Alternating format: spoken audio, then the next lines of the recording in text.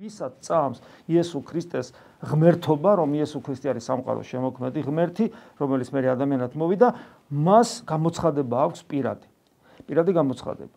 და ვისაც ეს პირადი გამოცხადება არ აქვს, ან ვისაც ეს პირადი გამოცხადება ქონდა, მაგრამ დაივიწყა და დახურა ეს თემა და აღარ ცხოვრობს შესაბამისად, ისეთი ადამიანი გადადის ძველი აღთქმის ადამიანის მდგომარეობაში, როგორ არა წინასწარმეტყველის, არამედ უბირი ადამიანებისა, რომლებსაც უნდა წინასწარმეტყველთათვის დაეჯერებინათ.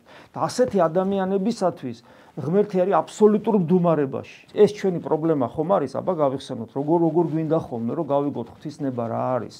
როგორ გვინდა ხოლმე და როგორ ვერ ხვდებით და როგორ გვაქვს იმის განცდა, რომ ღმერთი არის მდგომარეობაში.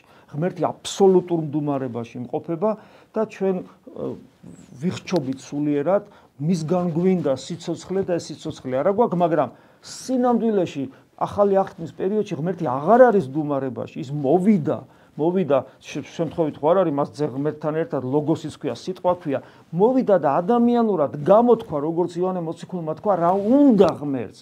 და ყველაფერთან ერთად და ეს გამონათქვამით თუ რა უნდა ღმერთს, ჩვენ რო წმინდა გული გქონდეს, ვართ რა ახალი აღთქმის მოქალაქეები და ნათელღებულნი, მირონცხებულნი, მაზიარებელი, ჩვენს გულში უნდა იწერებოდეს ეს თუ რა უნდა ღმერთს.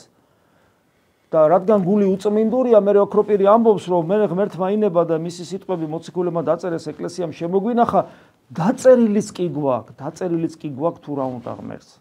გესმით, დაწერილიცა გვაქვს.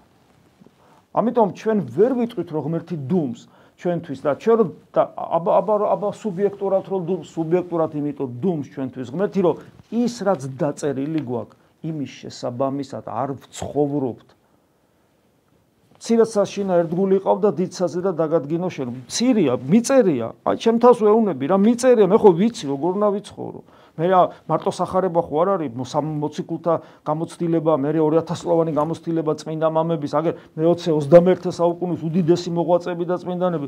ბიჭო, წაიკითხე, ჩემ თავს ვეუბნები და იცხოვრე შესაბამისად და რომ არ ვაკეთებ ამას, მე როგორ უნდა მქონდეს პრეტენზია გულის იმგვარ სიწმინდეზე, რომ წიგნის გარეშე ვიცოდე ღმერთს, უნდა და ღმერთი ჩემთვის აღარ დუმდეს და დუმს იმიტომ, რომ ახალი აღთქმის მოქალაქე ფორმალურად და ნომინალურად ვარ და არა რეალურად. და ეს ყველაფერი მოცემული რაც მაქვს, ამ ყველაფერს რაღაც ისე ზერელად ვეკიდები.